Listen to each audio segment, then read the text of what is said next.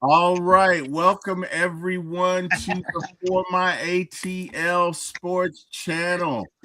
Do not adjust your set. That is right. I am live in the house with the lovely ladies of AFN. I don't know what I did to deserve this, but I'm glad God has blessed me. We got an all-star lineup tonight. We got first and foremost the Maverick, the leader, Colonel in Chief, Maggie T. What's going on, Miss Maggie? You all right tonight? Look, I came in here rushing and everything. I said I gotta be here for T Will, Oh Hey, my goodness. love it. I But love I'm it. here. I Love it. trials and errors. I went through the floors just to get here, T Will. It was a lot. I love it. I love it. All right. All right. Coming off second, we got let's see. Let's call her the power forward. We got Auntie Cam, with all in the house. And last but not least, we got the shooting guard, Miss Christy. How y'all doing tonight? Everybody all right? Doing Yes, yes, fantastic. yes. I mean, for us to have a Sunday, we did. I'm surprised we are seeing smiling faces today, but Yeah, hey, Right. we're here. We're happy. yes. And sometimes you just gotta grin and bear it. We got Karina Atkins in the chat. She says, "Hey, Hey, Miss That's my Karina. sister. how you Hey, doing? Karina. I hope you're doing okay." Ladies, first and foremost, I gotta give all respect due. Um, it is hard to do this business. Yes. It is hard to get in this business. It is hard to do shows. Right. And Maggie, what you and your team has built is nothing short of magnificent because I know, I know what it is to go from nothing to just a little bit, let alone where you are. Okay, so first and foremost, I want to give you guys your flowers. You guys are out here doing it. You are doing it well, and I appreciate you guys. I work with Miss Carrie, who is also a young lady in business, Oh and yeah, Miss Carrie, baby. I Yes. know what she goes through off camera, right? Yeah. That's why I have so much respect for you guys because it's not just the on camera, right? It's not that Right. you guys can get together every week, have a show, put a show to get together, put in all the questions, put in all the input, be able to talk intelligently about it, but you got to deal with stupid men like myself. Well, not like me. Who want to Not you, T Will. Not you. ask you ridiculous questions and doubt your responses because you're females. And I see this happen with Terry all the time. And I know you guys deal with it. So again, if nothing else, I want to say, hey man, we salute you because I know you get your hands dirty. I know you're in it 24/7. I know it's real to you. I know it has to be a labor of love. And I just want to give y'all your flowers, man. I am a big fan. I respect you. I respect what you do. And I just want you guys to know that. And I've been dying to tell you that. So thank you for coming on my show. Thank you. And T Will, I'm gonna switch over and I'm just 2 seconds. So you're just gonna see me on another camera. You're good to go. Mhm. She should be coming You back. coming up? Yeah. Yep, there she is.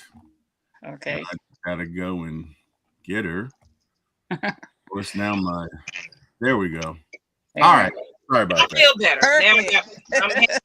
All right. So hey, Thank guys, what do you say we start with some questions? We're gonna have some fun tonight. We'll play a little trivia, we'll play a few games, we'll ask a few questions, we'll talk about these Falcons. Okay. And we'll try not to cry in our beer, but yeah. So Right. Yeah. first question, first three is for you, and we'll go kind of round robin. So I'll ask you three, then I'll ask Auntie Pam three, then Christy three, and then we'll kind of go in and out of it. But first is for you, Maggie T. What first inspired you to jump into sports podcasting, and how did AFN become your home base? Okay. What inspired me was, for one thing, it started off, I have a twin sister. She's also heavy into sports. She loves all Atlanta sports as well. But we only really had one auntie in the family that was really into sports. Of course, our uncles, my stepdad, etc. So I grew up watching the Super Bowl, at least. Well, the Cowboys and everything else, and what we was forced to watch. But my stepdad and my family members were always Falcons fans, die hard. So of course, I'm from Atlanta, born and raised, Brady baby. So it was in my DNA. It's like, you're gonna be a Falcons fan or else type of thing. It's like, okay, well, I guess I will be once I figure out what's going on in front of me. I mean, but it took me about middle schoolish where I started figuring it out. And of course, that 98 year, and I was seeing prime time and all that. So I already liked the tightness of the team. But I started really getting into the education of the game a lot more, especially when I knew my sister was into it too. So we would start going to the games. And what happened was, I used to do, you remember Dugan's? Oh yeah. With the chicken wings? Yeah. So I knew a lot of people that were season ticket holders that would go to the games, and I would go to some games as well. And a lot of them was trying to find away games. And it's like, well, we want to go to away game watch parties. I was like, I did a poll. It's like, where y'all want to go watch the game? Dugan's. So it ended up being Dugan's where I would host my my watch parties, and that kind of grew into something. At the same time, I was a part of an Atlanta Falcons Nation Facebook group that is actually now at 19K members. Steady at 19K, yeah. I've been trying to get to 20K, but that's hard work. But and then of course on social media, but at first it was ran by other administrators. That the main one, he stepped down. He was like, hey Maggie, it's too big of a group for me to handle. I got this, I got that. Would you mind continuing to be an administrative, and I'll just let you go ahead and have this? I was like, now this is when we was like 5,000, 6,000, so it wasn't as major as it is now. So I was like, hey, I'll take on the challenge. I love the Falcons. So it started as a Facebook group, the watch parties that I was having. And then from there, of course, you guys know Matt Mike Sports. He was a part of the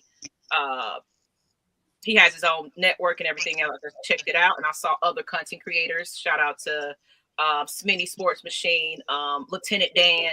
There was quite a few of them out there that was doing it. So I was like, you know what? I have a fan base in Atlanta Falcons Nation. Let me figure it out. So I started my own channel. And from there, I started recruiting more people, things like that. It was a very difficult process. I can say that. I can imagine. That's about the blueprint I'm going to give you on that one. But at the end of the day, I had to make sure that everything that I was doing was for the best of my channel and the best of the people that contribute to this channel and our fans. Because I feel like, we need a voice of the fans outside of ESPN, how they critique us and put us down. A lot of people like us, they like to come and watch because it's like, you guys give it to us real. We feel like we're at home when we're watching you guys, including yourself, if you will. So I just like to see other content creators. So I just got inspired by them doing the YouTube, and I created one. And that's kind of how Atlanta Falcons Nation started. Well, you really built something. So you more than created it, man. You've grown it. You've really grown it. Let me ask you this: what was the biggest challenge you faced when you started, and how did you push through it? For me, the biggest challenge, like you mentioned about Perry earlier, when I came out here, of course, it's a crew of guys. I'm the only lady doing this thing. Yep. So, and of course, my biggest challenges was when the men used to challenge me. We used to have people come on in the background and say some nasty things about me. Oh yeah. You don't know sports. You don't know football. And I even tried to and challenge me on the show. What is she talking about? And then they'll come back. Oh, I'm sorry. I made a mistake. You actually are right. One of the biggest challenges for me was when I tried to do my, upload videos. And a lot of times I don't want to come on camera. It's just my voice and some facts and things you see on the camera. One person came in on my video and was like, well, people were watching more if you put your face on it. But But it's like you have other content creators that post their voices and pictures and reels and things like that and bring up facts. Why does my face have anything to do with what you're listening to? Because it's a double standard. And then also because, of course, you know, it's a woman, so it's like I'm getting all the googly eyes in the chat, and I'm getting the inbox. It's like, hey, can I take you out? So that too was a challenge. And one third one was just when you are amongst a men of egos, it becomes conflict. In the background, issues that came across that I had to clean out a lot of fires because I was holding the hands of people I shouldn't have, and I had to learn to let people go that wasn't best for business, and that was the biggest challenge for me because I bet it was. My association has always been the issue within the last years, and I'm trying to right my wrong now of my brand. If that makes sense. It makes perfect sense. And hey, you know what? If you're going to get to a certain level, you have to do that. And you've definitely done that. And you are killing it right now. Last question for you for now. How has your voice and really just the way you go about it changed and evolved over the years from the first time you started to now? You know, my voice changed when I started realizing people are supportive of what I'm doing. When people go out and say, hey, I know you. Where do I know you? So they were starting to try to like, I've seen you somewhere. I don't quite know where, but I've seen you somewhere. So at first I didn't have the full confidence that people paid attention to the channel, you know.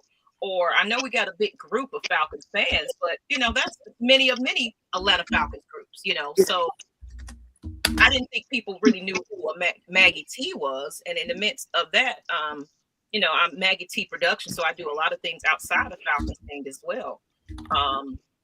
So just starting to humble myself a little bit. It's like, you know what? You know, and start people reaching out to me when I'm starting to do my Red and Black events. Like, hey, we want to be a part of that. What can we do? How can we help?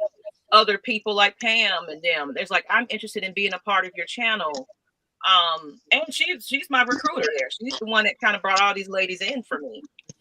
She's my wingman. So just to have the support, especially with these ladies, the support they have. They go on other channels, they promote, you know, when I can't do it because they know I got a busy life. So I'm appreciative of what I have. So my voice got bigger when I realized I do have a team.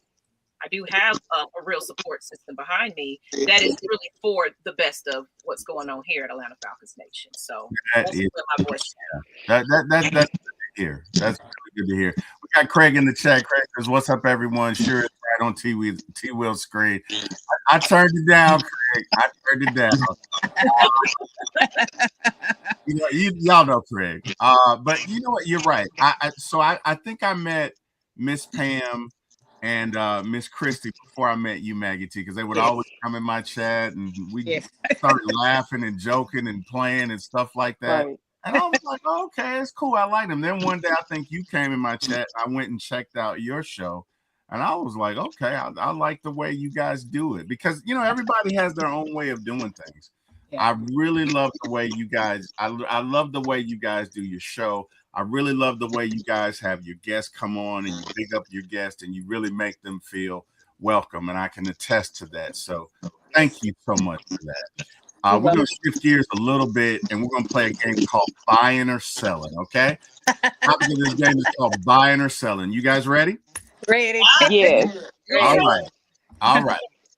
Auntie Pam, this question is for you. Buying or selling, the Falcons are firing Raheem Morris at the end of this season. Buying or selling? I'm not buying it at all. I won't believe it until they actually do it, but I have a feeling they're going to keep him on. Wow. I hate to say that. Wow. I hate to say that, but me personally, I want him gone. No, I hear you. Okay. I want him gone. But it's some in the back of me saying they're not gonna let him go. Mm. But I don't know. I don't know. That's a hard question. I have to wait till the end of the season because Okay. I don't even know. No, that's fair. That's fair. Miss Christie, again, welcome to the show. Buying or selling, Kirk Cousins will be with the Falcons next year. Buying or selling? Oh, can I try it? Or Why did you ask me that question? He wasn't ready for these. That's a part of the fun. You know, Oh my I God. get your honest answer, you know? that he will or he won't? That he will? okay, that he will be here next year. Because we can drop we have an out clause with his contract. We can cut him this year. Oh, we At do. the end of the season, we can cut him. But with Penix having the injury, we know if he'll be back at the beginning of the season. So that's why I'm asking you, buying or selling? Is Kirk Can I here? trade him for 2 lollipops and some already used chewing gum? Can it be traded? We can trade him for some now and laters. Trade him for some now and laters. I like the strawberry. We trade him for some now and laters. That's a hard one since we don't know what Easton Stick can do.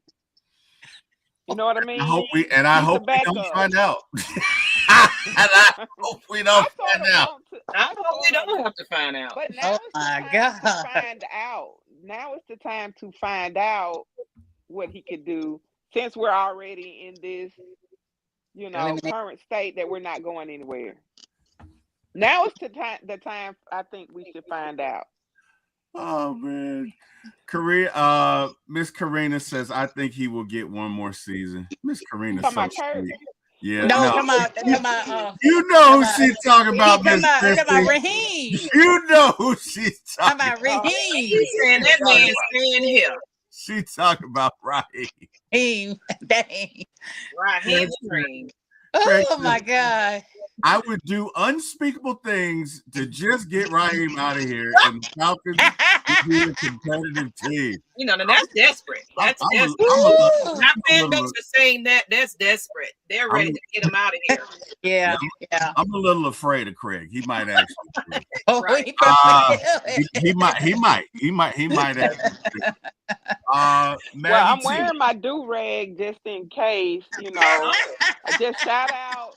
And I'm really squeezing. My brain is really squeezing with all this hair on. But I just shout out to the healing process for MPJ. The thing is, just going out from that question, we've had young quarterbacks that, to me, on the leadership side, we did not provide enough support for. Definitely. And that's Ritter, him, and whether it's Easton, and even a little bit with Kurt, him being a veteran. So that's how I feel. Even with Matt going out, how Matt left, to me, the quarterback support hasn't been as strong as it's been for other temes, and that's how I feel about that. Well, we don't, as an organization, we don't do breakups well. Like we don't. Right. We're not amiable. I know. We hold on that whole thing for a little longer than we should. Like, the girlfriend that you just know you shouldn't be with, but it's like, you know what? But I love her. I'm gonna give her one more try. I'm gonna give her one more look. One more. We do bad breakups, Maggie. Like we're cutting tires and breaking windows and we're doing. Oh my God! Oh, man. You woke up, your steering wheel is gone. It's just. I'm just saying, man. Just go throw the Pet Boys and replace it. It's like, it's okay. We really do. So Maggie T, this one's for you. Buying or selling? Arthur Blank is concerned with the AJC article that basically is suggesting that he's not a good owner right now. There's an delay. I saw that. I think it was out today. Yeah. That they were kind of suggesting that he's not a good owner. Now, with that being said, I got to be fair. Arthur Blank is the best owner that we've had. And I can prove this because Rankin Smith, who sucked, by the way, but thank you for bringing them to Atlanta. But he sucked. He was terrible. He was donkey hooters. He was awful. Rankin Smith was the owner from 1966 to 1990, and his record was a resounding 129 and 218. That's right. 129 games, lost 218. He sucked. Wow. He only made the playoffs 3 times under Rankin Smith. In 1990, it was his son who took over, and I think he coached until 2001, and he was 83 and maybe 106, which was a little bit better. Now, we did go to the Super Bowl under Taylor Smith, and we did make 3 playoff appearances. 98. So he was better. Arthur Blank, total record right now is 189, 90, 189, 190, and 1. So he's 1 game under 500, but he is incredibly better than our previous 2 owners. So with that being said, he is a good owner. However, Raheem is a bad hire. But getting back to buying or selling, do you think Arthur are you buying or selling that he's bothered by this article? I'm gonna say this. I'm sure everybody was like ready to jump on it. Arthur Blank. Did you see it? Did you see it? Did you read it? Did you? But I feel that Arthur Blank, because I did notice, I think he does listen to the fans sometimes, because he changed the media up. He's done a lot around the community. He does a lot for the fans and things like that. So with the media putting something out like that, I'm sure he took a good notice to it, because he gave us a press conference at the beginning of a season. It was like, here, this is what's happening, because everybody, what's happening, we're panicking. I feel I'm buying that he is aware of the article or what have you. Is he really bothered by it? It's like, I'll figure something out right now while I'm worried about this soccer team over here. I have a lot of I'm gonna say, I think Arthur Blank is a great owner, like you said, and I think he's probably is taking it into consideration. But are we going to get anything about it now? I don't think so. We're going to probably ride the season on out, and we might hear from him at the end of the season, like he does his, state of the, Atlanta Falcons letter. So we're going to get that. Yeah, I'll go ahead and get you, get your popcorn ready for that little letter saying thank you, fans, and the franchise. So we're going to get that. Yeah. But as far as a panic and, oh my God, my job, people looking at me differently, he's a businessman at the end of the day. He'll make his, what he needs to make. But the spotlight is on his team right now. So it's like, what you going to do? The fans are not coming to the game. Some people are selling their season tickets. They're not traveling with the team. Want to fill up them seats. Got opposing team in the fans. So am I selling it? Am I buying it that he's aware of it, and he probably is going to come to us about it, but maybe not right now. He's not going to address the media at this point right now. If I ever needed a PR representative, I want Maggie T to represent me, man. That was just beautiful, man. Like I want her to do that. Matter of fact, next time I get in trouble with my wife, I'm gonna be like, "Hey, Maggie T, here you go. Come on, here you go. This is what happened. I know that's because of course we ain't gonna get ratchetness or get on this about it. It's gonna be very calculated about how he's gonna. It's Office Blank, right? Right. Yeah. I love it. No, I love it. So we're gonna get sugar cut it, response from it. That's a great answer. That's a great answer. All right, Auntie Pam. Oh, relax. It's all good. We're having fun. We're having fun. What makes the Ladybirds of AFN different from traditional Falcons podcast, other than the obviously you're ladies, but what makes you guys different than other podcasts, right? Just give me your thoughts on that. Okay, first of all, we're the first Atlanta Falcons all female podcast. I can brag about that. That's first. We have mutual respect for each other. When somebody's having a problem, we come together and help them out. So that's what makes us special. We love each other and we get along well with each other. And there's no jealousy or animosity. It's mutual respect. That's all I got to say. You said a lot right there, because that, amen, that does happen.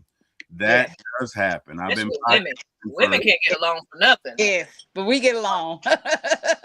I'm blurry out, so I'm gonna come off camera for a moment. You're fine, but you know what though? I mean, it happens with men, man. I mean, it happens. Yeah.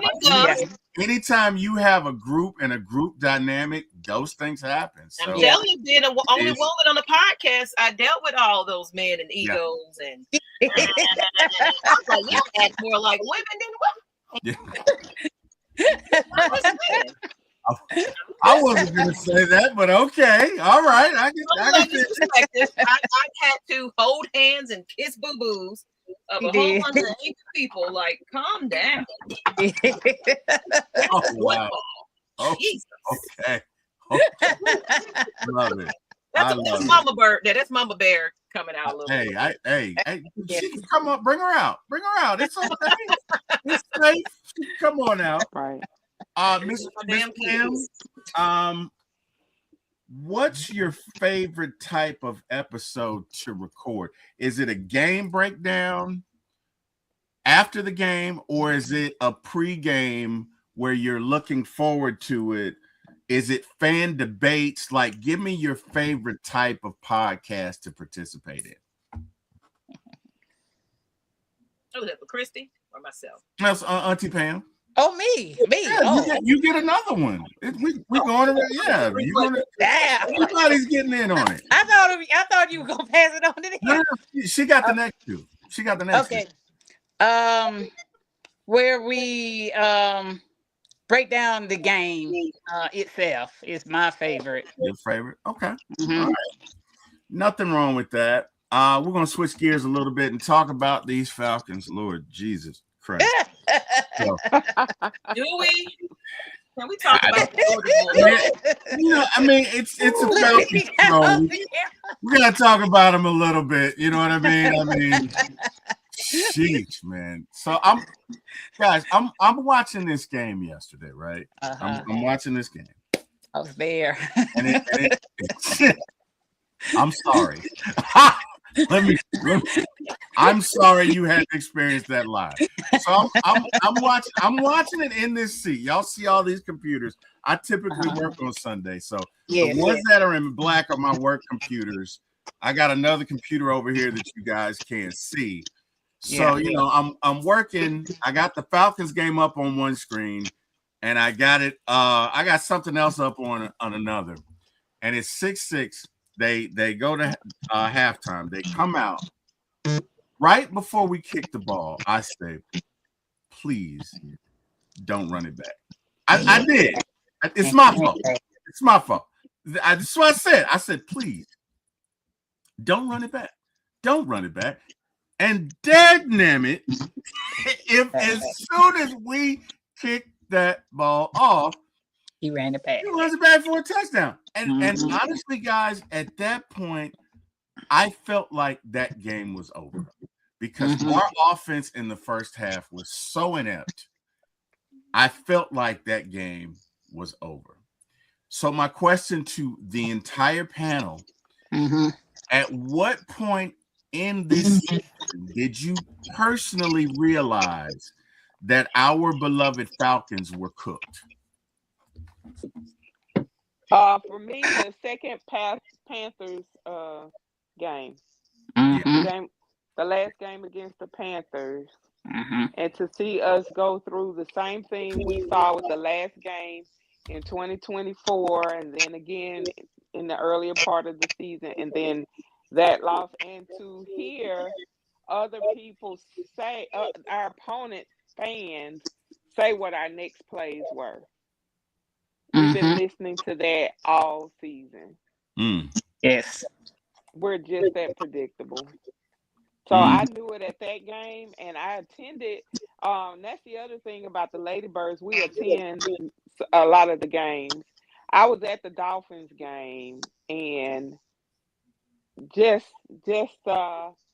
just to sit among fans. I sit in the 100 seats down near the field, just to see whole families come to the game and be so disgusted they were leaving in the third quarter. It's sort of that's sort of where the fans are. Mhm. And there's a lady that offered me her PSL. She Oh was wow! like, "You can buy Whoa, it." whoa. They Oh were wow! quite serious because, and again, I think a lot of times people get into, oh, fans need to support, fans need to support, and oftentimes a lot of people don't think of the what's good about this group of ladies. I'm the only one that's out of state so far. So I have to travel to all of the games that I attend. I'm traveling out of state to every single game. I'm in South Mississippi. There's no team here. There's no team in Alabama. I'm an hour and 15. Look, to be Louisiana born and this close to the Saints, and your entire family is either Steelers, Cowboys, and Saints fan. I'm the only Falcon fan. So to find a group of ladies that have that same camaraderie when I'm on in different groups, we become family in your chat for a Yeah, lot of content yeah, creators because there are so many of us that are out of state. We don't have anyone else. There is nobody else that is close to me that feel the same way that I do, where I would travel to games. That I can't wait till when the schedule comes out. Miss Maggie T and Miss Pam will tell you when the season ends. I'm already looking at, okay, when do the owners meet? When is there a new agreement between the players and the NFLP? I'm looking at the dynamics of the organization versus what everybody assumes that it is. I'm mhm. looking at policy, laws, regulation. I'm looking at Greg Oh yeah, Beadle's she be role. on That's it. why She be I on keep it. I ask yeah, that's Christian why stuff I put sometimes, him like, out because he's the president of the Falcons and nobody throws Greg Beatles under the bus. He Yeah. signs off on absolutely everything. And so I look at the dynamics of the organization and how it operates, but at the same time, the players are making millions of dollars in money. The coaches are, the execs and the investors are. But for those of us that work an everyday job, we have to plan. We have to look at the best places to stay. How can I walk versus ride? How much is this? Every little thing costs us money when we come to Atlanta or we travel somewhere else to see these games. Who cares about the fans instead of always criticizing us about having some type of feeling some type of way when you spend a lot of money Yes. to invest in this team and we don't get the return that we deserve. So I'm sorry for getting off kilter, but that's how I feel because I That's saw that a lot today.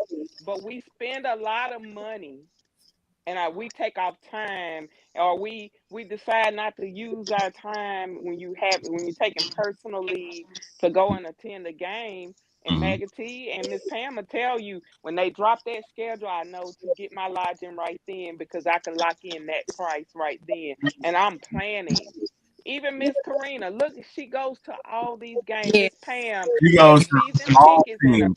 Go. PSL. Karina is the fan of the year in every She's sport. Right. dedicated.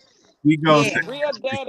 Yes. dedicated. So we Yes. travel in, He and does. everything is so expensive. When you come in, you better have a plan because we're spending a lot of money to be in that stadium, whether we're in the seats or standing up.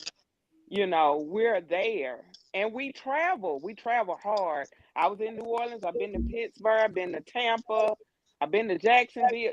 We travel all over the place every year, and I have to pick which games I'm going to and coordinate that with work and kids and everything else. So nobody thinks about the dedication. Even for those in Atlanta, they have to coordinate. You have to coordinate your families and try to figure out who's going to be with your children and how I'm going to go to the game and can I take my kids to the game. It's an expense in your time, in your effort, even if it's a get together or a party where you can just watch the game somewhere. It still takes up a lot of dedication. So when do we get our return? So nobody should criticize fans for not staying in that stadium when we're not getting the rate of return that we're supposed to get. No, I agree with that 100%. I'm sorry for being passionate. No, you're right. You're fine. It's like you say, it's your money. More importantly, it's your time, because you can get money back. You can't get time back. Right. So you fan how you want to fan. I don't have an issue with anybody leaving. If you're watching something and you just can't bear to watch it, and you think to yourself, I drove an hour and 15 minutes, took off work, you spent X amount of dollars. I get it. I 100% get it. So I'm not mad about that. But speaking of fandom, do you so here's what I'm thinking. I don't think you can sell Raheem Morris to this fan base for next year. That's why I think he's got to go. Because to Christy's point, the PSLs are due when, in February? February. Yes. So they sold out this year. If they want to do it again, you got to fire him by the end of the year. Black Monday, you better fire him. Because you got to get a new team in here. Mm-hmm. You got to sell whoever you get to these fans. So that from February, they're all in. Because there's no way, after what we've seen. And guys, I got to be honest here. I'm not getting on my soapbox, but I got to be honest. Raheem Morris is probably, and it's unfortunate because he is the first African American coach, but he's been bad. I agree. Arthur Smith did less with more. Arthur Smith did not have great rosters. Okay, right. Raheem Morris did more with less. Yeah, right. I want you to let that sink in. Okay, so he's got to go. That's it. Bottom line, we got to get somebody else in here. Number one, we got to get somebody in here that can coach and develop a young quarterback. And I agree.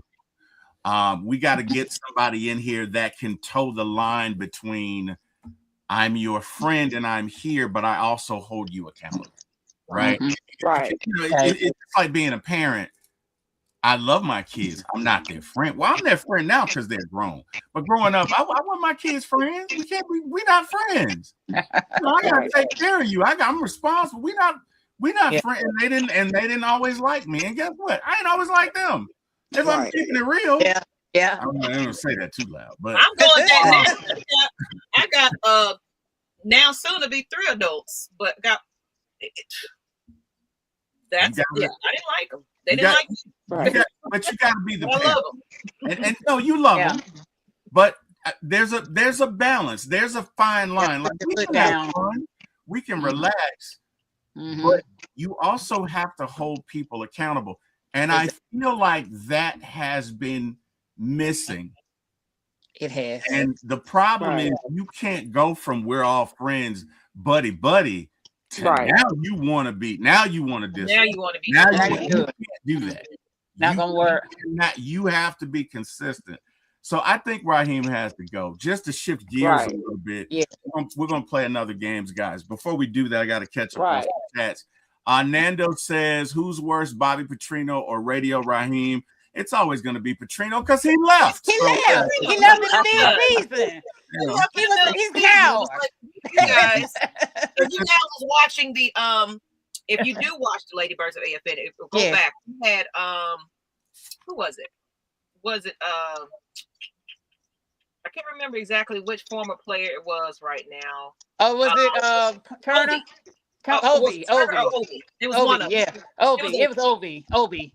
He said basically it was one of those where he kind of just was like, hey, I'm going to another team, and that was that. And they had he was trying to coach the team, and the player was like, he said it was one player. He didn't say who. I'm gonna ask him one day and said, which former player was that? But he said one of the former players was telling him, shut your mouth, basically, to Petrino, because he's in here. Yeah, guys, we got he was in there trying to give them something else, but it's like, what you saying ain't happening, ain't working. So he said it was somebody in there was like, it was a little bit more colorful than that, if you will. Good for them.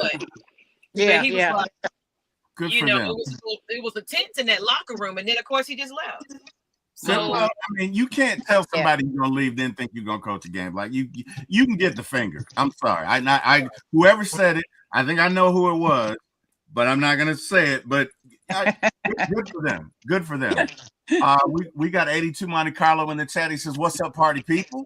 Hey, what's up? Carlos says, in Austin, watching Monday Night Football, still Dirty Birds, though. Craig says, I felt our season was cooked after getting BTA belt to by the Panthers.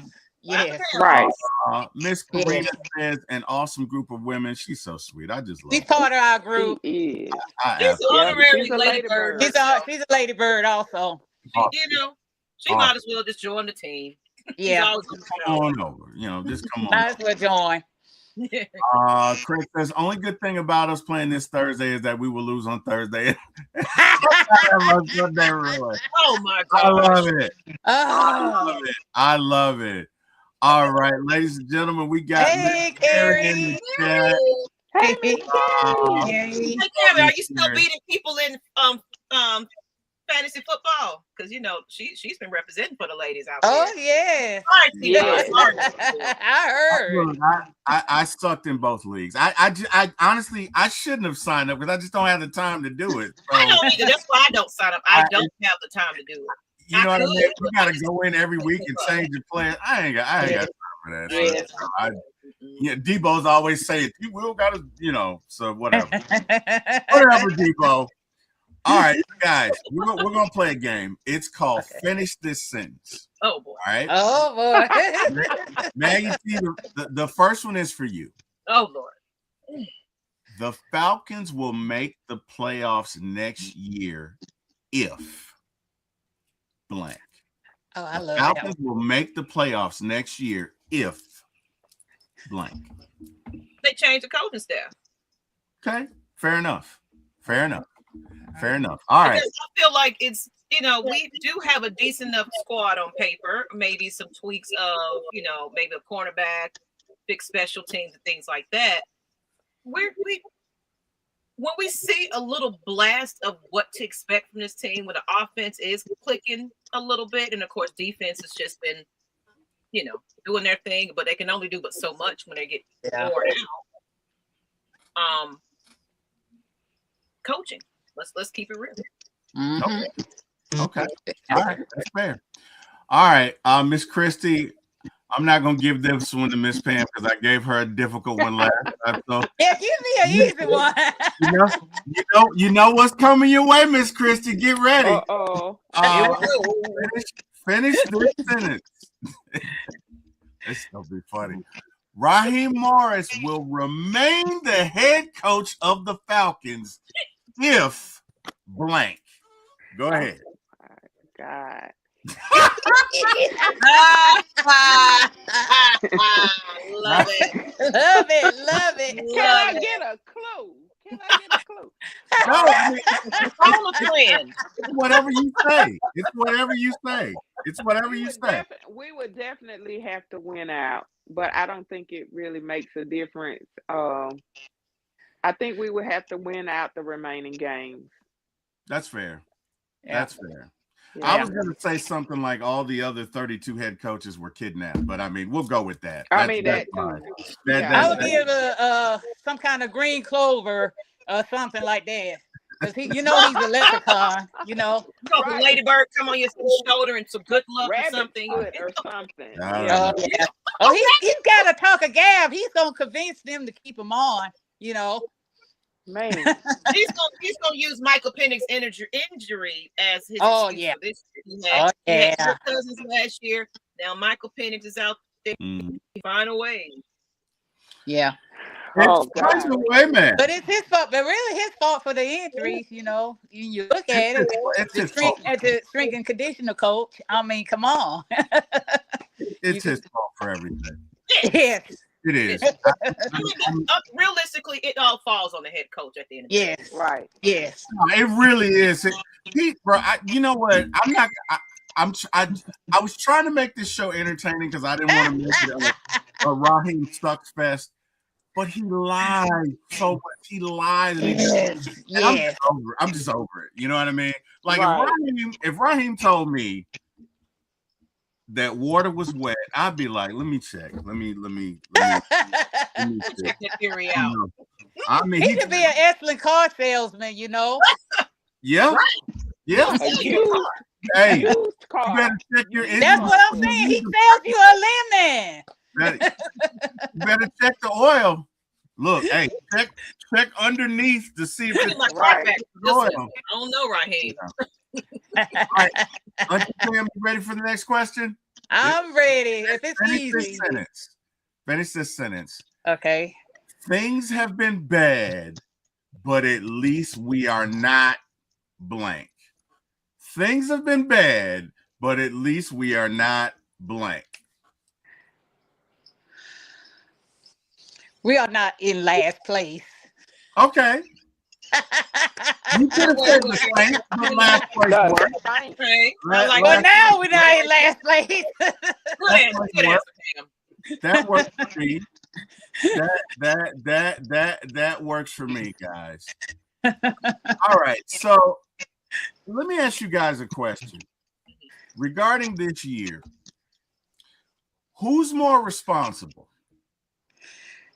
Coaching, roster construction, or front office philosophy? And this is to anybody. I'm gonna answer that one. What you got? Front office. Okay. Because the front office, Terry, everybody else there, making a decision of who they feel will coach this team.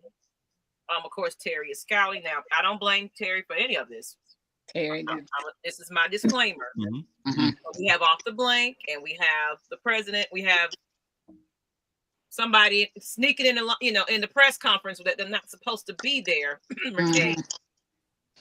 That's making decisions about this team that shouldn't be. I know they're getting ready to have his son kind of, groom and get ready to possibly take over this team eventually.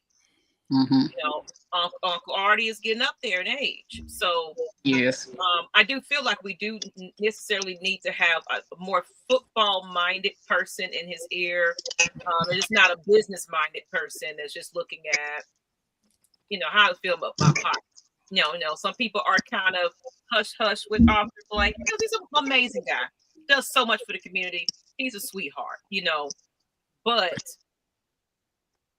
when it comes down to the final say of what happens, I blame it on just the front office altogether. Making these decisions of bringing in Raheem. What in the world convinced you to think that Raheem Morris? You tried him out, and you wanted to bring that old back, thinking, this time around, baby, let me see what you gonna do. That's pretty much, and it's one of those. It's the buddy system that y'all was talking about on Time for the Fans. Buddy. Let me bring this friend in and bring that friend in. You gotta stop. Yeah. No, you're 100% right. I mean, I hate to see my Falcons go through this because this roster should be 10-7 or at least 11. We should not be 4-9. And like Raheem did really less with them all. But let's shift gears a little bit, guys. Going to play a little bit of trivia. Throw it out there again. Not calling anybody out, so whoever wants to guess it can. Okay. Who was the Falcons' very first draft pick ever? Who was the Falcons? In chat, that's y'all too. Who was the Falcons' very first draft pick? I know this, but dang, I can't think of his name. His story in here, and I'm not gonna Google it or check it. Ain't no cheat. He's the linebacker, but dang, his name starts with a T.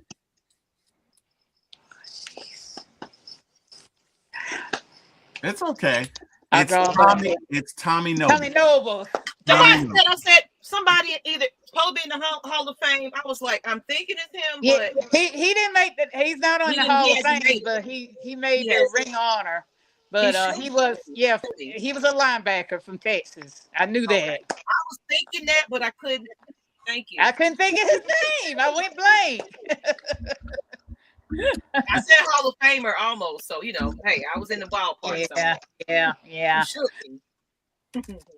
All right. Okay. Y'all ready for the next one? Yes. This will be a little bit easier, I promise. All right. Who holds the Falcons franchise record? Who holds the Falcons franchise record for most passing yards? Oh, that's Matt Ryan.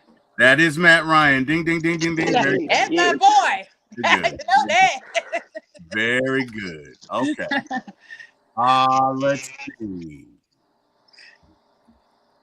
What 2 seasons did our beloved Atlanta Falcons do this to us. Super Bowl? Oh, I got this. 98 and 2016. That's right.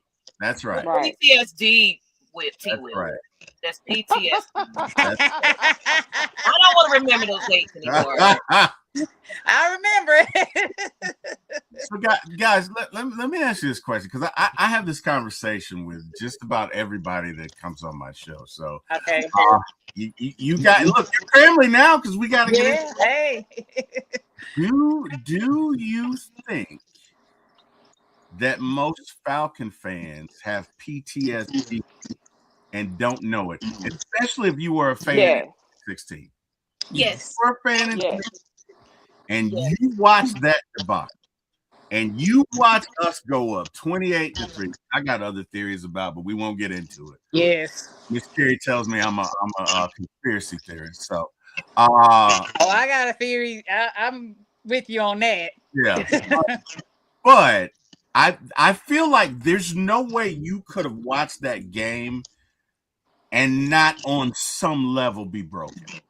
Right? Yeah. So for me, I didn't watch ESPN for about a year after that. That's me. I was like, oh hell no. That's why content creator became what it was. I went on the cruise, y'all. I went on the cruise and I asked the people who, it was my 50th birthday. I went on the cruise, asked them do not discuss the game while I'm on the cruise. It was that bad. No, amen. So I get that. And I bring it up because a lot of times, if you notice at the beginning of a season, you'll see Falcon fans come out in droves, right? I mean, they'll just out there, you know what I mean? Mm-hmm. And as soon as the BS starts, as soon as we lose 2-3 games or whatever, the Falcon going Falcon. They're out, right? Yeah. They're out. Yeah. And I'm saying to myself, that's a trigger for a lot of those fans who've gone through that, because they don't want to go through that. Yeah, right. It's like being in a bad relationship with somebody that cheated. First time they stay out late, you're like, all right, okay, all right. You know what I mean? You just wild. You know what I mean? And they may not even be doing anything, but the fact that they did that, now you're like, oh my God. Right. So I feel like collectively, all Falcons fans, we need some form of therapy. And I'm joking, but I'm kind of not joking, because for real. I really feel like we all, to a certain extent, have PTSD. Every Falcon fan, every real Falcon. Now, some people look at me like I'm halfway crazy, but the real Falcons, they will admit, I mean, I remember what I was wearing. I remember where I was when I saw that. And I remember what food I was eating. I can remember that. I remember we went up 28-3, and I said to myself, "We can't run the ball. We cannot run the ball." And I was like, "That's going to come back." And I said that to my brother. I'm like, "This game isn't over." So anyway, guys, it's just something I do. I wanted to see. I agree. When he lost his playbook, I knew that was it. Right. Yeah. I can say that's why, speaking of, therapy, me and Pam, I do this sometimes. I call it my, vent couch. So I create a little picture where it's a couch, and I went on Monday earlier, right before your show, about 4:00, I want to say. And I get on there and just let the fans just let it out. I was like, just get it out, fans.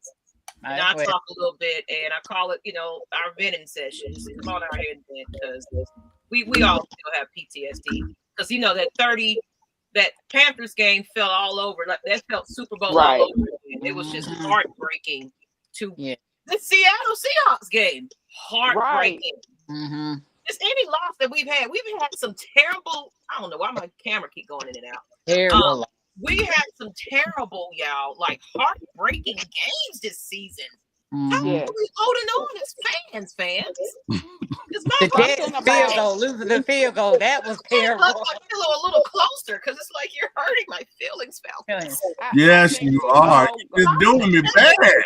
You taking my money, you taking my car, you staying out late. Losing these overtime games. All day, and you just do me this way. I support you. I put up with you. And you still letting me down, Falcons. Something about after halftime, after the last 2 seasons with Raheem, after halftime in the fourth quarter, your heart, I think I drink more at the beginning of the third quarter and the last 6 minutes of the fourth quarter. And the number of times that we could take shots for him to say, the trigger words are find a way or evaluate. We're going to go back and evaluate or get better.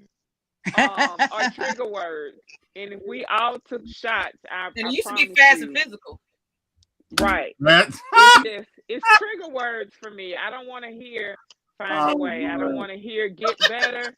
I don't want to hear evaluate. It's just, it triggers. If you want fight, it's just like being hypnotized. And if you want to see Falcons fans just want to get physical, let him say those words.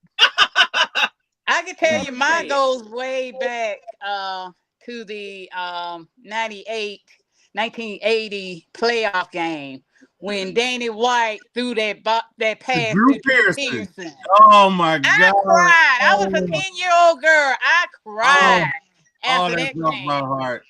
And we were one step away going, possibly go to the Super Bowl that year. That broke my heart. I cried. I was in tears. Stupid cowboy boots on. I hated them ever since then. Yes. I remember that. Oh, that broke my heart. You're right. All right, guys. So, and we got some other folks in the chat.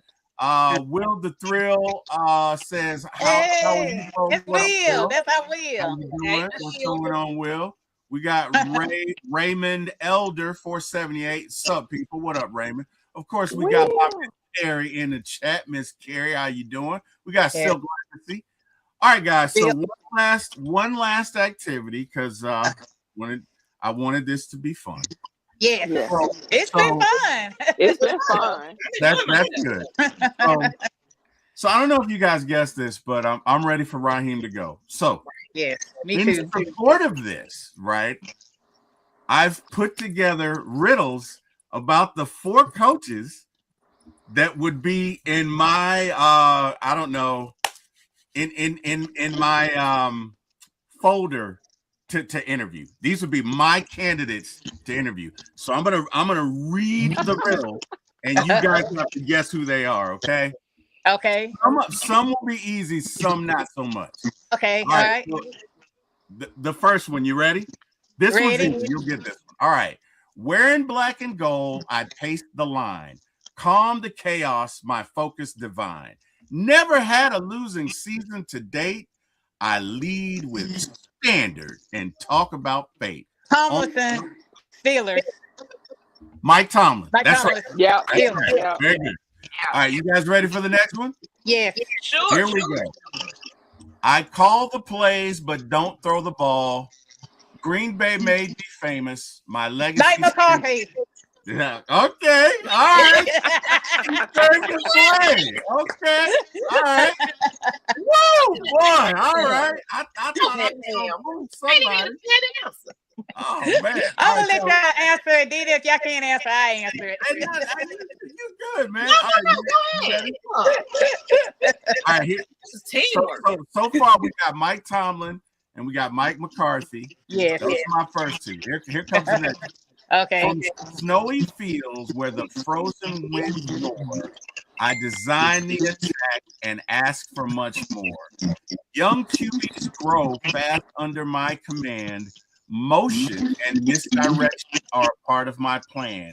Oh, You have to repeat that, Green and wait, you wait. said what?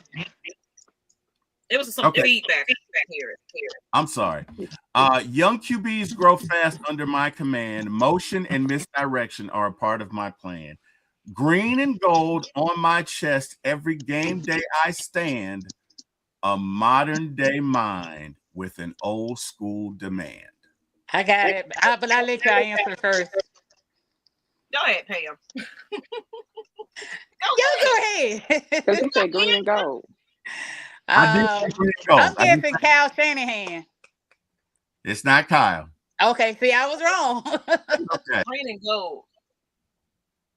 You want me to read it again? Yeah. You don't have to read it again. Oh, I got it now. Okay. Go ahead and go. From snowy fields where the frozen winds roar, I designed the attack. Is that Green Bay? That is Green Bay. Oh. Mike LaFleur? What is a certain coach? Matt LaFleur, yes, that's correct. That's good. Yeah. You guys are doing awesome. Yeah. All right. I thought I was gonna fool somebody, but okay. But you put that one, the last one. Y'all are just great, man. Y'all are just good. I have a question for you though. Here comes the last one. All right. Uh-oh. I lead with toughness. Defense is my brand. From New England shadows to taking command. I turn chaos into a discipline tight, but up a culture that loved the fight. I'm sorry, built up a culture that loved the fight. As a head coach, I rose through pressure and noise. Now schemes confuse QBs and destroy their poise. You're not talking about Belichick. Yeah. No. Nope. He was a disciple. He did coach in New England. And I'll give you a hint. He also coached in Miami.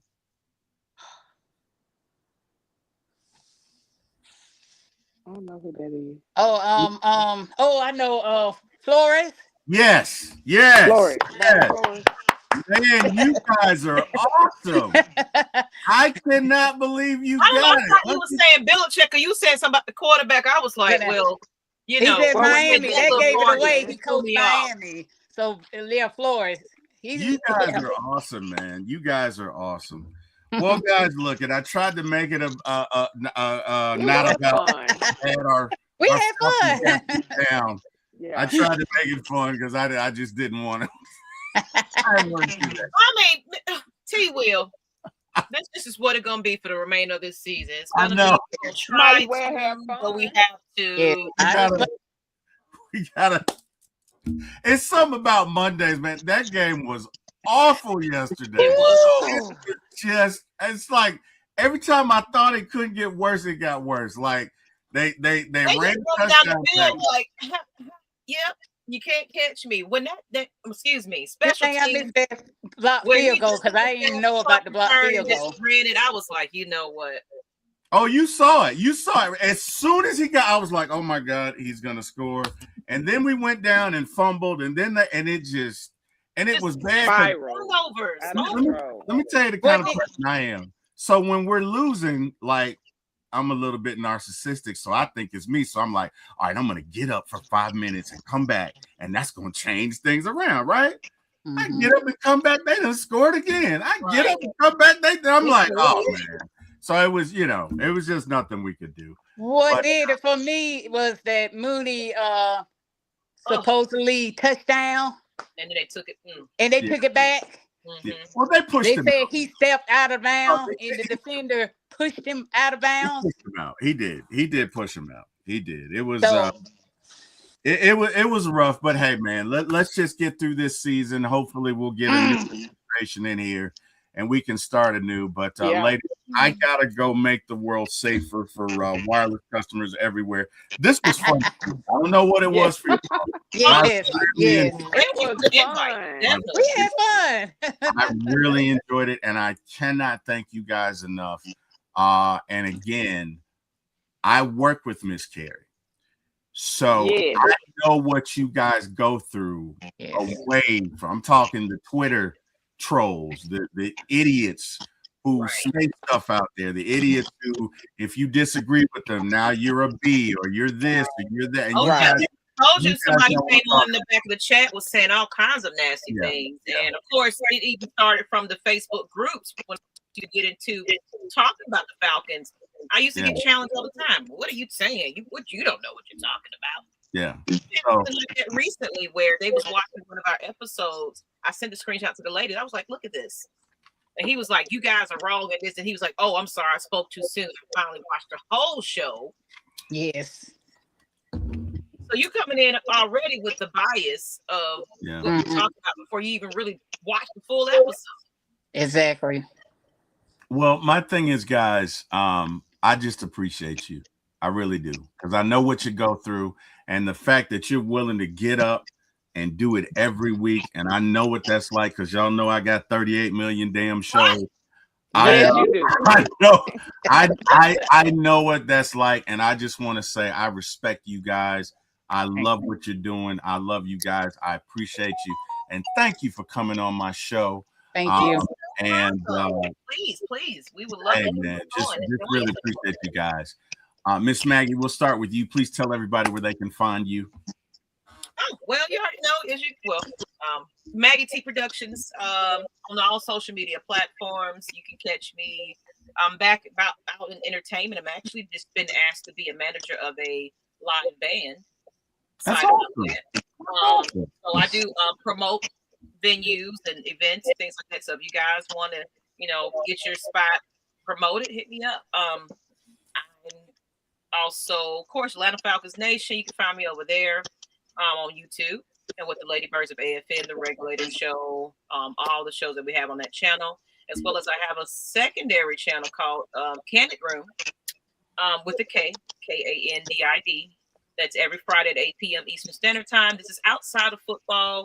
You kind of let's get away from football a little bit. Let's talk about some mental health awareness. Let's talk about everyday life, how to be the best version of you. That's pretty much what Candid Room with the little, sip of, champagne, kind of unwind from the weekend, before the weekend starts. So had a long day. You want to relax, kick your feet up and laugh a little bit. That's what Candid Room is all about. So check me out. Like I said, Maggie T Productions. And you can email me at gmail.com, Maggie T Productions. Simple enough. Love it. Thank you so much. Miss Christy, where can it? And Miss Christy, we didn't get to do our Mississippi thing. I'm not gonna do it now. We do our MI crooked letter I. You can still do it. I did it every time I see her in the show. I look forward to it. I know I get on Terry's last damn nerves doing it. I watch all his channels, so shout out to you, Terry, for I know I've been following you when you started and you were faced with some health challenges and other things, and you still came on mid-town. And then you really have grown and expanded out. And you're so funny, and so oftentimes, we're looking for ways to vent, but we're also looking for who can offer that little laugh. Sometimes you have to laugh at yourself. That may be entertained.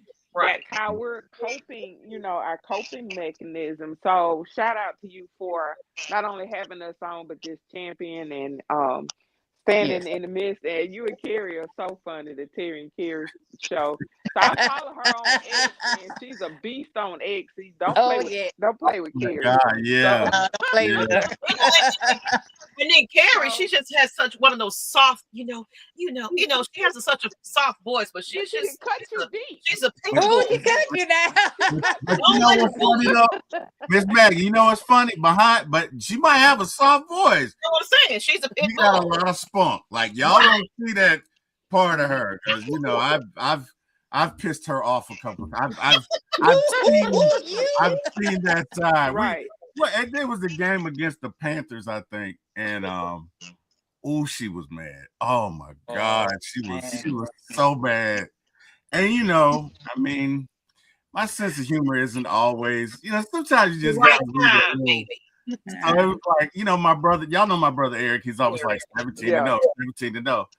So this was right after they lost. I mean, it had to be like 4:05. We in the chat, me, Jack, and a bunch of us. And I was like, well, Carrie, you didn't think we would go 17-0, did you? Ooh. Oh my God. I've never seen her that bad. Oh, she was so bad. She was so bad. I'm not gonna say what she said. I'm not gonna repeat it. I'm not. But let me tell you something. I would not want to piss her off. Okay. She might have a little bitty voice. I mean, it's always the quiet ones. You know what? And that's what, as a lot of times, like, I'm telling you, a lot of people don't see the side of Maggie they don't like to see. Right. I'm one of them cutthroat, nonsense type of person. So yeah. No, I get that from you, man. You present that, but Carrie has this soft voice. It just caught me off guard. Because when she unloaded, I was like, "Oh, damn! Okay, I don't know what to do. I don't know what to do. I couldn't do nothing, right?" So anyway, but hey, man, she has some strong sarcasm too, boy. No, she can bounce back with the sarcasm. I don't want to smoke with her. I don't. We've been doing shows a year and a half. So I mean, we have. I'd like to have her on the show one day. Carrie, if you in the chat, please come on our show. Yeah, I may have pissed her off once. We work well together. Like, she's family, but I remember that day, my mouth was wide open because I was like, oh, I did not expect that. I was like, okay, I'm just playing. I'm trying to break the tension because nobody expected to lose to the Panthers 30-0. Right. Let me tell you something. That woman loves her Falcons. Okay. Yeah. Outside of my brother, Eric Parker, I don't know anybody who wears it like her. Like, after a loss, I don't even bother. I give Carrie a good out. I've learned I don't even do that. I don't even say that. I don't even. I be peeking in the chat like, wait, is Carrie? Okay. I'll mess with her. But anyway, hey, Auntie Pam, tell these folks where they can find you. And wait, Christy, did you tell everybody where they can find you? Oh, I'm on no page from Atlanta Falcons Nation. When I first followed somebody over from during COVID. I was looking for Atlanta Falcons. I was like, it has to be content creators on YouTube. I'm sick of all the Pittsburgh Steelers stuff because that's my entire family. And man, that's how I found Atlanta Falcons Nation, and then it's expanded out. Mad Mike, K Styles, Big Low, and then I just started following everybody else that was following folks. And I think I follow close to 40 Falcons content creators. There's some small ones and some large ones all over social media. And Miss Pam can tell you, once we find you, look, so we text each other, hey, T Will's on. Hey, they on. Yeah, Terry's on. I told T Will to give me his schedule so I can keep up. Right. He can't keep up. He has so can't keep up. I see that little notification that he's live. It's like, oh, he's there. I saw it one time for the fan on and say, oh, they're live. I'm going. They're live now. Yeah. Terry, let me tell you, the biggest repellent for adult children to stay out of my house. If we're watching this show on my front room TV, then I got it on all the bedrooms. I have other content creators, and I click like on it. Sometimes I can't watch them all, even at work. So at night, they know when it's football season. Don't ask me nothing, but I got on. It's something Falcon, something red and black somewhere. So I'm that kind of fan, and you have to be when you're this close to the Saints. And let me just tell everybody, there is a lot of Louisiana Falcons fans. I just want to put that I did not know that. Okay. I didn't know that. See people in the parades and stuff. There are a lot of us. When I go to New Orleans year round, I got on some of my Falcons stuff. I find other Falcons fans down there. So they're all over. There are more I in did not know Louisiana that. than there is in Mississippi. So nobody thinks of there are Falcon fans all over the world. Shout out to Maggie T for bringing in the Scottish Falcons and Will the Thrill. You know, all of Yes. we're all over the place. Yeah. Mhm. So we have to think of that context that we're Yes. everywhere. We're Mhm. here. We're not going anywhere. And so shout out to you, Terry, for this Yes. champion a lot of fans' causes. I did have a question for you. Okay, what you got? You can't have the ladybirds on without us asking you a question. Okay, Okay, that's think. fair. So I That's fair. want you to think about the future, since a lot of people saying, "Oh, it's over with for the Falcons," but looking ahead, Mm-hmm. we're in 2028. The Super Bowl will be in Atlanta. What Mm-hmm. do we have to do from the end of this season to that point to get to the Super Bowl? You got to get a coach in here that can either get a defensive coach with a really good offensive coordinator, but either way, you got to have a quarterback whisperer to develop Penix. You got to have somebody that can take this defense to the next level. We got a lot of good pieces in this draft. If you want to continue that, you got to do that. You're going to have to re-sign Drake. Everybody else can go. You got to keep those two. Maybe if you can help it, try and find a way to re-sign Ellis. And we need to start building now. But you've gotta get a coach in here that knows what they're doing, so we can establish a culture of winning. You don't always go from 4-9, thank you, Raheem, to the Super Bowl the next year. So if we get a coach in here, let's say next year we go to 10-7. Then in 27 we go to 11-5, and then in 28 we culminate in winning the Super Bowl in our own home stadium. It can happen. That'd be nice.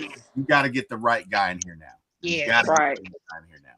So And I have a feeling that you came up with those little rhymes. Did you come up with those little rhymes where you asked us those questions? I plead the fifth. I plead the fifth. My wife might be watching this show now. You know you lying. I don't know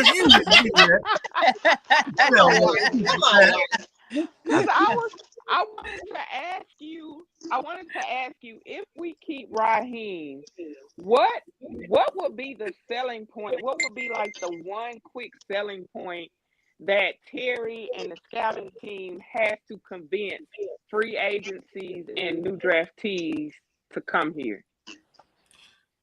I am a Christian, and I mean no offense.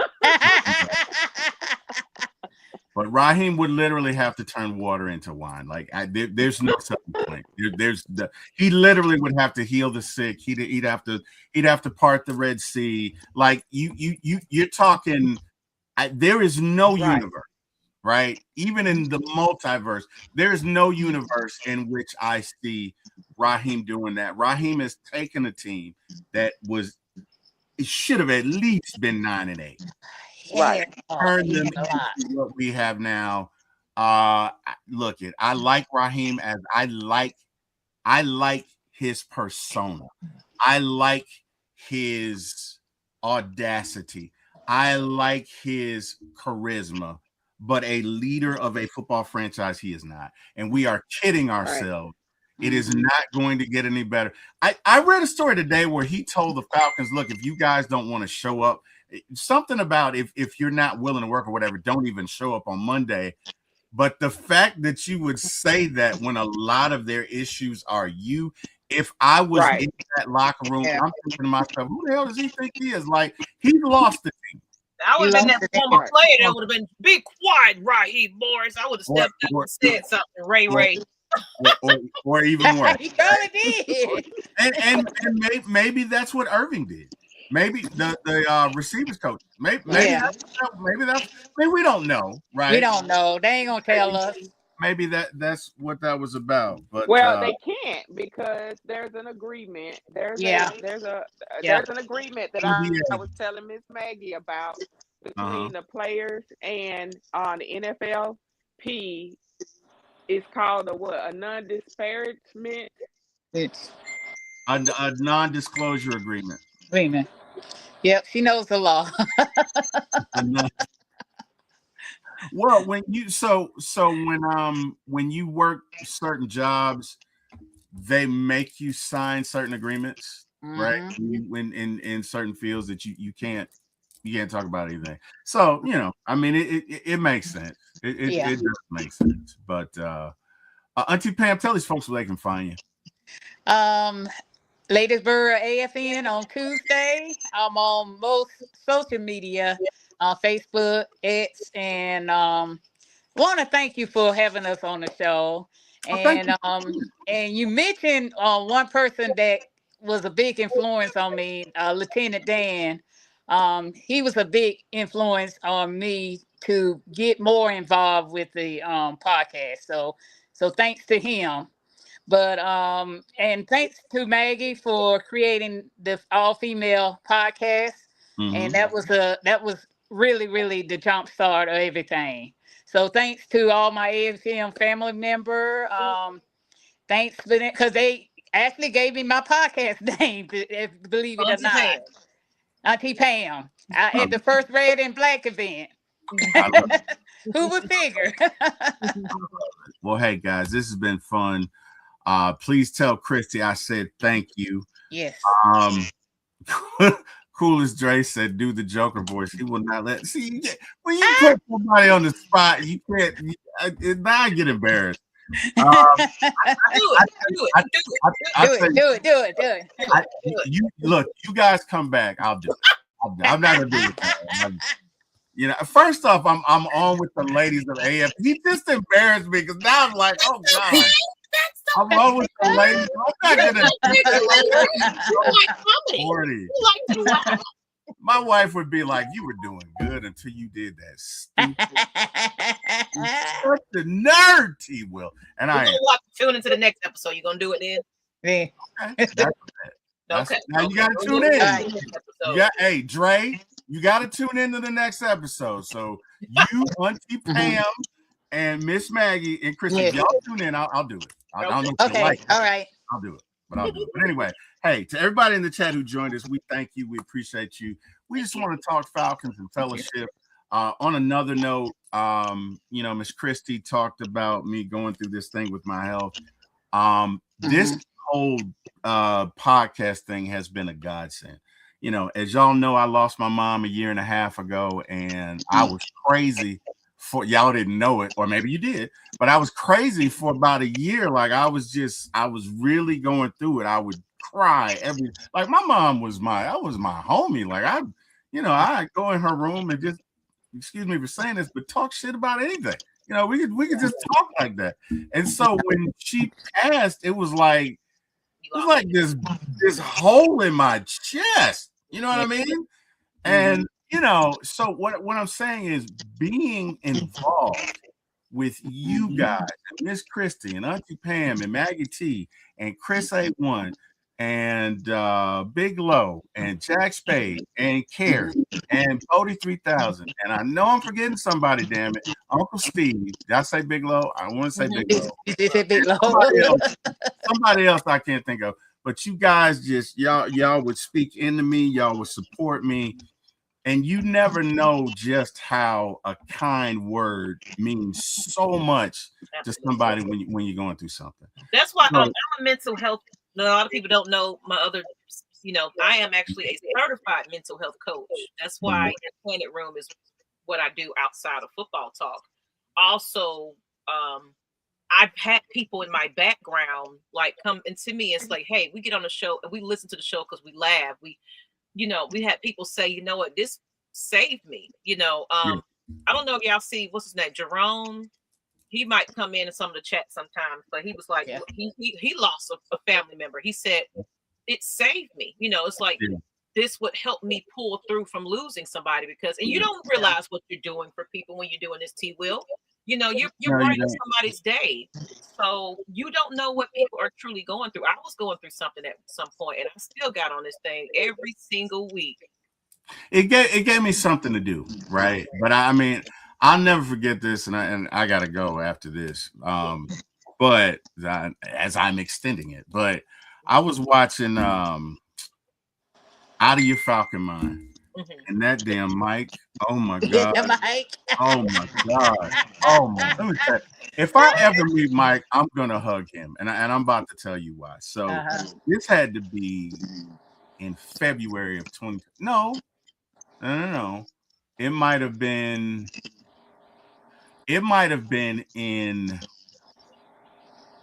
damn. It might have been, I don't know when it was, but it was the day that they told me that my mom probably wasn't gonna make it. Like she didn't have, and I had to call my auntie, and it was terrible. And I got a strawberry Fanta and some candy or whatever, and I just happened to turn on this show, and I remember this like yesterday. Okay, John was talking, and Mike was moving, but he was doing something, and it was like, Mike, what's up with you? What are you doing? Mike said, well, I just got done having sex, and everything in my mouth came out. Everything in my mouth. Let me tell you something. I laughed so hard. Like, I was crying. I laughed for a good 20 minutes. And it was just, I needed that. Yes. And you know how Mike is. Mike is like, well, you know, I was having, and the way he said it, oh my God, man. But it just it made me laugh. Right. It gave me levity. And so, you know, I pray that I could provide that to somebody. You do. Like, it's a good time. Like, I'm giving you your flowers as well. Like, that's why I do tune in when I can catch it, because it's like, it's always fun to watch. I try. I mean, nobody wants to be bored. You know what I mean? Nobody want to come in here and, you know, we got so many content creators that sometimes it can become repetitive.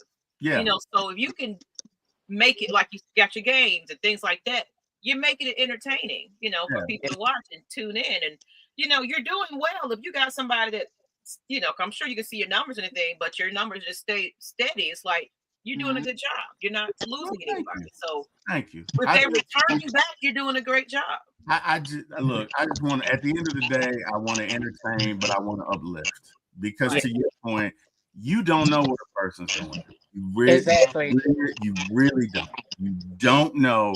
And hey, man, at the end of the day, I want to help. I want to entertain. I love my Falcons, but I want to have fun. I want to entertain. I want us to win a Super Bowl. Please, God, get rid of Raheem. No, I should. Okay.